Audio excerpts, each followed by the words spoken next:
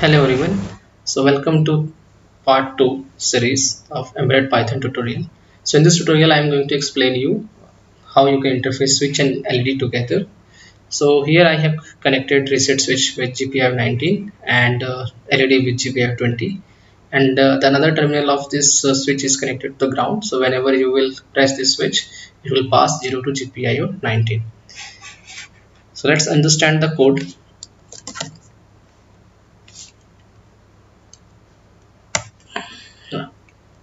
So here I have used rpi.gpio library. So if you are going to use this library, then you need to take care of this pin assignments, because in the previous code I have mentioned gpio 20 directly, but here I am using rpi.gpio.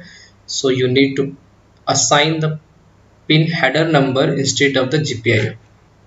For example, here I am using gpio 20, but you can see the pin number is 38, and for switch I am using GPIO 19. The pin number is 35. So we need to assign 35 and 38 in the code. So you can see the LED is assigned to 38 and switch is assigned to pin number 35. Then I have used the set mode for the GPIOs, and for the LED I have set the direction out, and for the switch I have set the direction in. And this is the for loop which is going to execute 10 times.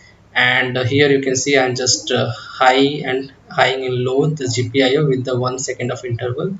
And I have also put one statement to get the status of this GPIO input. So for example, when this loop is executing and if you are pressing the switch, you will get the status of the switch. So let's run this code.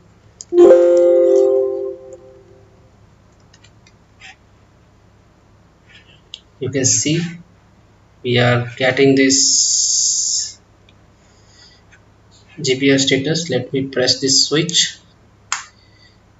Oh, it is giving me 0 0. So I hope you understand this video. Thanks for watching.